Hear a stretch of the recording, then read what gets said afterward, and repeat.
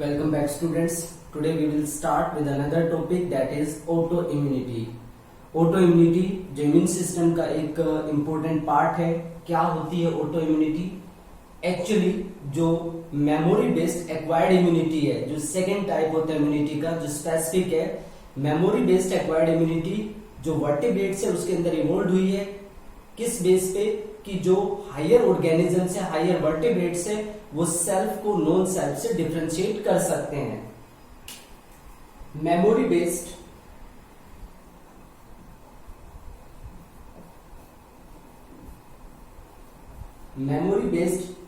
Acquired immunity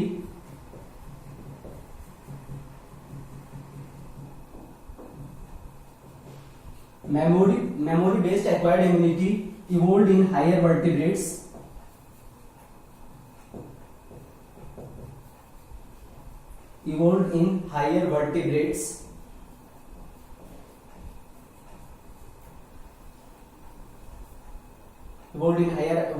is based on the ability to differentiate self from non-self.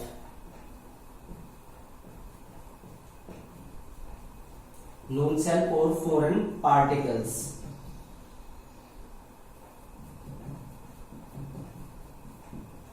Means जो हमारे अंदर acquired immunity है, जिसको अडेप्टिव इम्यूनिटी भी बोला जाता है.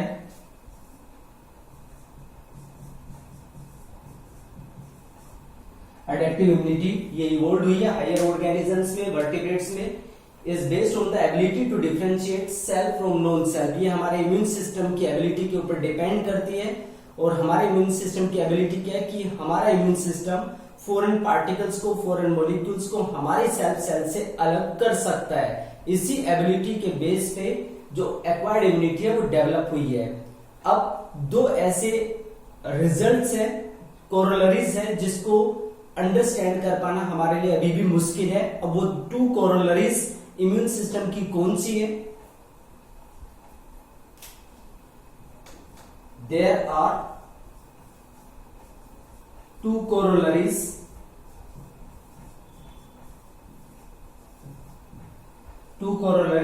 or you can say the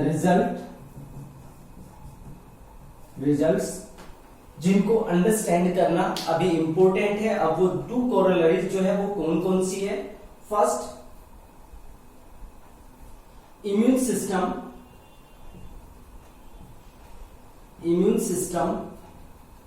can differentiate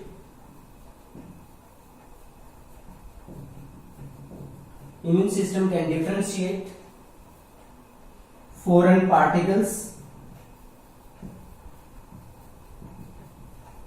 or microorganisms. एक एबिलिटी तो ये है कि जो हमारा इम्यून सिस्टम है वो फॉरेन पार्टिकल्स या फॉरेन माइक्रो ऑर्गेनिजम्स जो है उनको डिफरेंशिएट कर सकता है. तो ये एबिलिटी किस तरीके से उसके अंदर आई है, कैसे ये काम करता है, ये काफी इंपॉर्टेंट पॉइंट है जिसको अभी पूरी तरीके से अंडरस्टैंड नहीं किया गया है. Second, due to genetic disorders, due to certain genetic disorders or other regions, immune system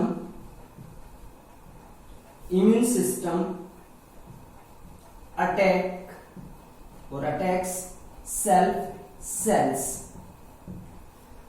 कुछ जेनेटिक डिसऑर्डर की वजह से या कोई दूसरे रीजन हो सकते हैं, उनकी वजह से इम्यून सिस्टम सेल्स को अटैक करता है. क्यों अटैक करता है अभी तक इसका रिजल्ट नहीं पता है.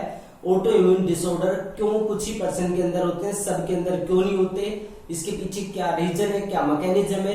तो ये कुछ ऐसी चीजें हैं जिसको पूरी तरीके से अभी समझा नहीं गया है. हालांकि इम्यूनोलॉजिकल एक्सपेरिमेंट्स लगातार इन्हीं दो प्रॉपर्टी को लेके कैरी आउट किए जाते हैं. अब जो ये दो प्रॉपर्टी है जब ये फेल हो जाती है, मींस अगर हमारा इम्यून सिस्टम फॉरेन पार्टिकल्स या पैथोजन को हमारी सेल्फ सेल से डिफरेंशिएट नहीं कर पाता है और बॉडी की सेल्फ सेल्स को अटैक करना स्टार्ट कर देता है, इसी को बोला जाता है auto immunity.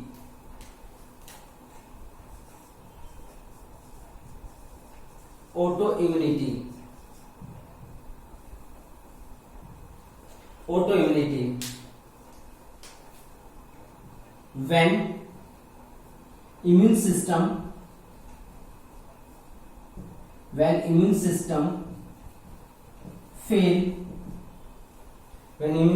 fails to differentiate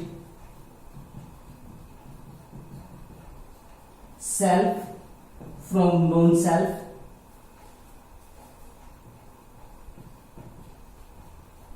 and start attacking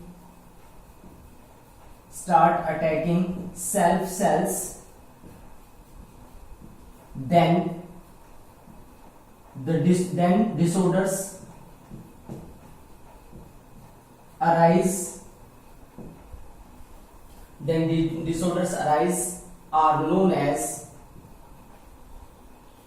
autoimmune disorders.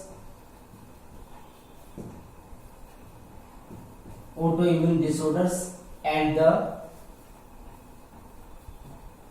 process as autoimmunity.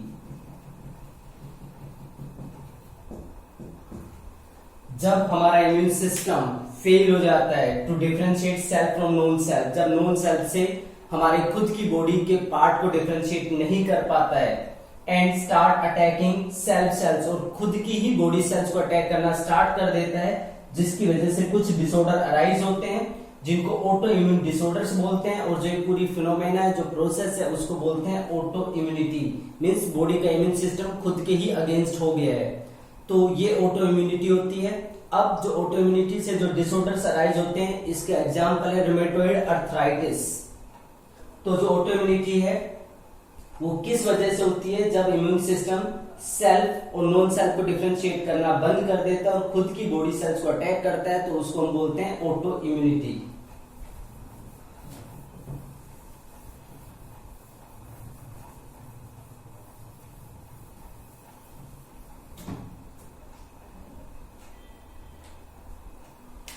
यहां पे जो एग्जांपल बनता है वो है rheumatoid arthritis.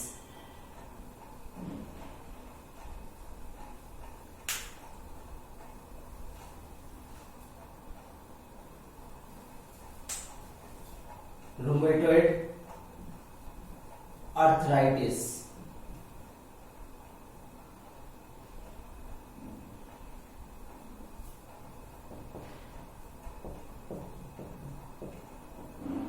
rheumatoid arthritis, that is the inflammation of joints.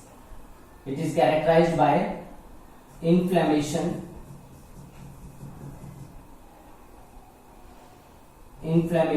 of joints. Inflammation of joint का मतलब होता है painful swelling.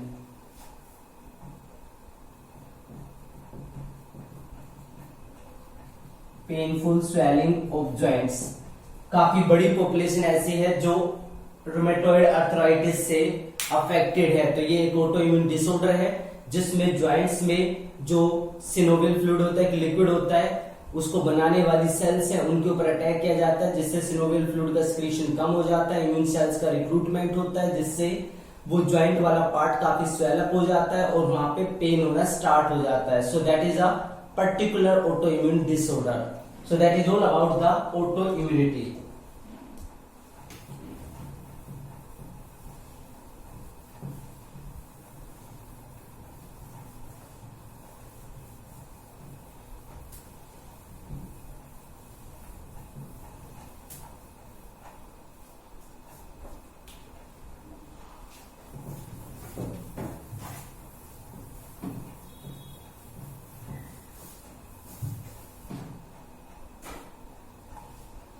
Now the next part is lymphoid organs.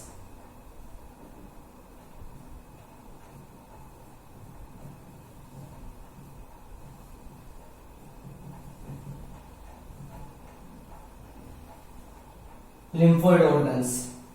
जो लिम्फोइड ऑर्गन्स है अब वो क्या होते हैं, या लिम्फेटिक सिस्टम हमारा जो बॉडी का है वो क्या होता है। तो जो लिम्फोइड ऑर्गन्स है यानी कि immune system in our body, उसकी हम बात कर रहे हैं। इम्यून सिस्टम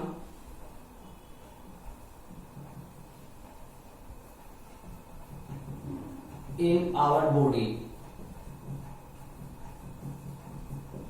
हमारी बॉडी के अंदर जो इम्यून सिस्टम है वो किन किन चीजों को कंसिस्ट किए हुए है। Immune system in our body, immune system in our body consist of, means it consist of lymphoid organs,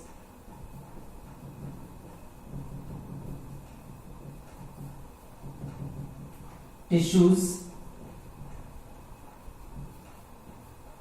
cells and soluble molecules,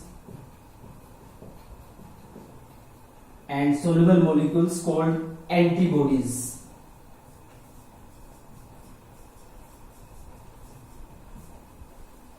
ये सारी चीजें हमारे इम्यून सिस्टम को कॉन्स्टिट्यूट करते हैं। Lymphoid organs, tissues, cells and soluble molecules.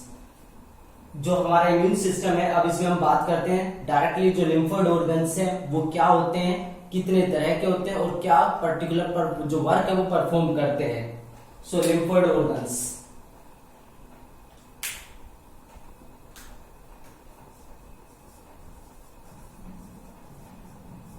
lymphoid organs, what is meant by lymphoid organs?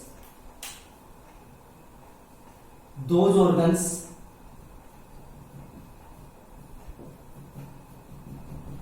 organs where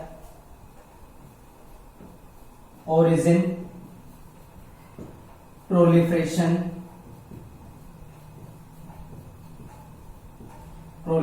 means multiplication,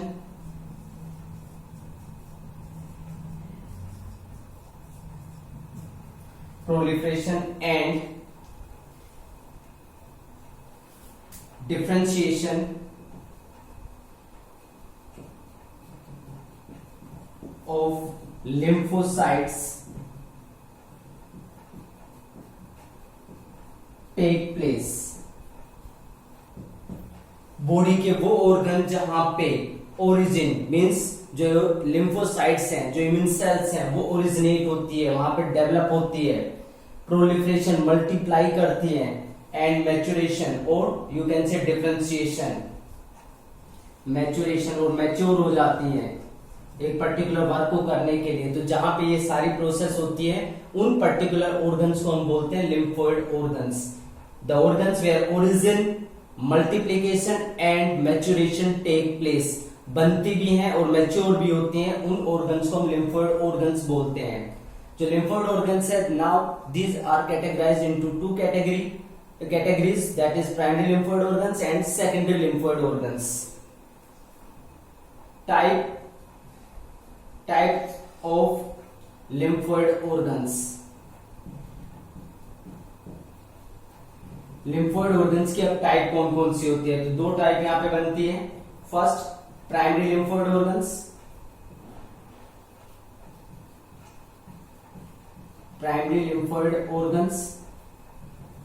and second one is secondary lymphoid organs।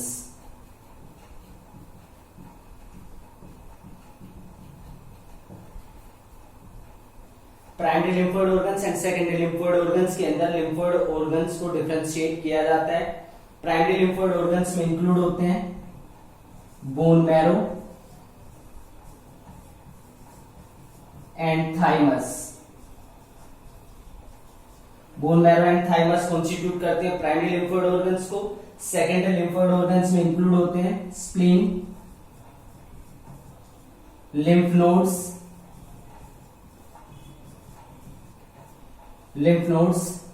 Peyer's patches, appendix, tonsils, ये जो है secondary lymphoid organs के अंदर include होते हैं। तो जो primary lymphoid जो लिम्फोइड ऑर्गन्स है उनकी दो टाइप बनती है, primary lymphoid organs and secondary lymphoid organs. अब प्राइमरी लिम्फोइड ऑर्गन्स कौन से हैं? जो बोन मैरो थाइमस है प्राइमरी लिम्फोइड ऑर्गन्स है। इनको प्राइमरी लिम्फोइड ऑर्गन्स क्यों बोलते हैं और इनके अंदर क्या प्रोसेस होती है? कौन सी ऐसी प्रोसेस है जिसके बेस पे ये सेकेंडरी लिम्फोइड ऑर्गन से डिफरेंशिएट किए जा सकते हैं?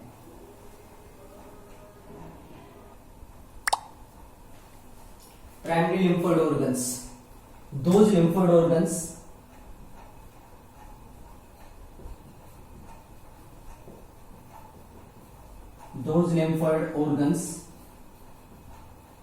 where immature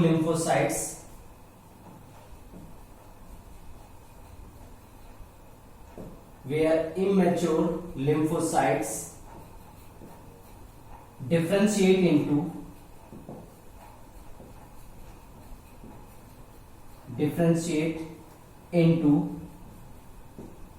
antigen sensitive lymphocytes.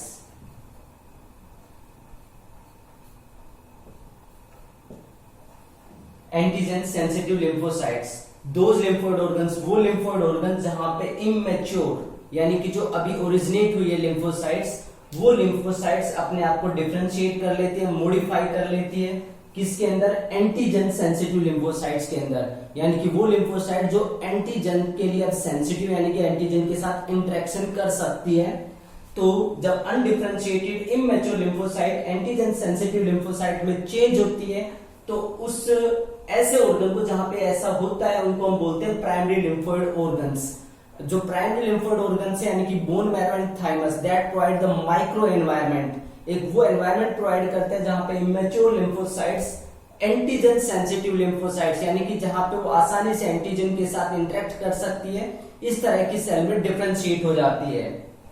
Bone marrow और you can say primary lymphoid organs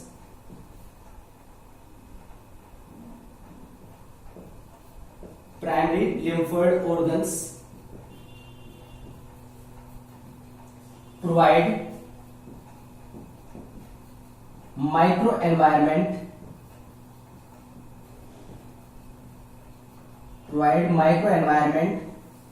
for the differentiation of immature lymphocytes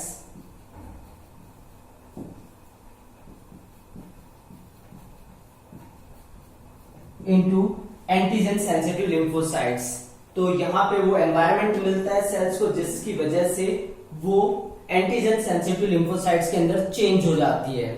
जो यहाँ पे एंटीजन सेंसिटिव लिम्फोसाइट्स बनती है यानी कि सेल्स स्टार्टिंग में जो बनती है वो एक जैसी होती है, उसके बाद उन सेल को डिजाइन कर दिया जाता है, मॉडिफाई कर दिया जाता है कि बॉडी के अंदर जो भी बाहर से पार्टिकल आते हैं जिसको हम एंटीजन बोलते हैं, अब ये बॉडी सेल्स उन एंटीजन के साथ इंटरेक्ट कर सकती है।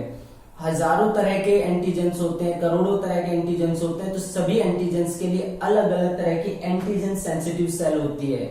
इनका नंबर काफी कम होता है, मींस माइक्रोब्स के अकॉर्डिंग एक पर्टिकुलर एंटीजन के लिए। तो ये इंटरेक्शन उसके साथ कर सकती है और जो एंटीजन बॉडी के अंदर प्रेजेंट होता है वो पर्टिकुलर एंटीजन सेंसिटिव सेल जब इंटरेक्शन करती है, उस इंटरेक्शन के बाद सिर्फ वही टाइप की जो सेल है वही अपने आप को प्रोलिफरेट करती है, मल्टीप्लाई करती है और फिर वो इफेक्टर सेल्स के अंदर चेंज होती है। तो यहाँ पे सिर्फ इतना सा काम किया गया कि जो अनडिफरेंशिएटेड इमेच्योर सेल है उसको डिफरेंशिएट किया गया है इस तरीके से कि वो एंटीजन के साथ इंटरेक्ट कर सके, इसलिए एंटीजन सेंसिटिव लिम्फोसाइट उसको बोला जाता है। तो यहाँ पे उसको एंटीजन सेंसिटिव सेल बना दिया जाता है।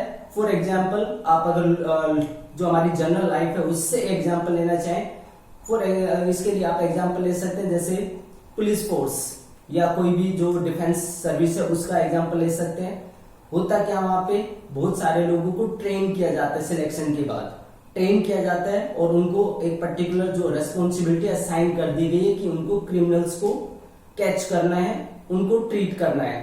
अब यहाँ पे ये जो ऑफिसर्स डिजाइन किए गए हैं ये एंटीजन सेंसिटिव मींस जो क्रिमिनल्स है उसके लिए सेंसिटिव है। अब कौन सा ऑफिसर किस पर्टिकुलर क्रिमिनल को डील करेगा उसके अकॉर्डिंग उनके डिपार्टमेंट बन जाते हैं और उसी के अकॉर्डिंग उनके नंबर भी असाइन किए जाते हैं।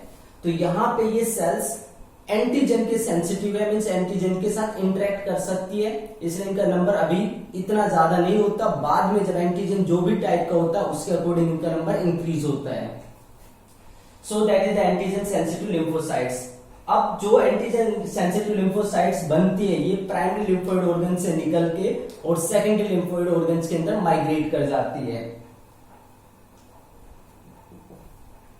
These antigen sensitive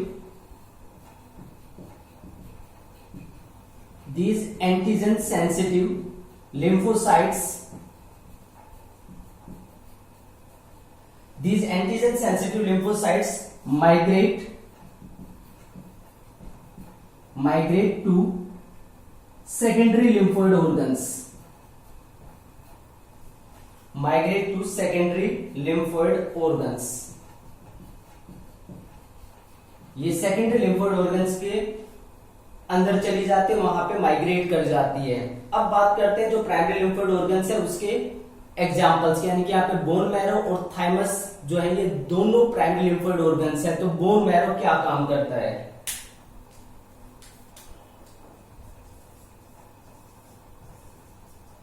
bone marrow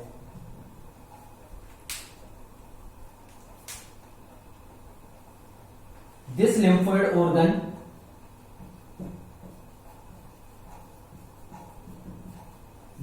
organ is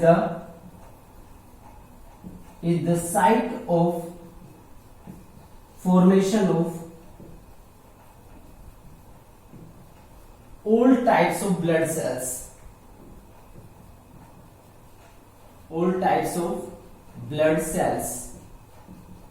including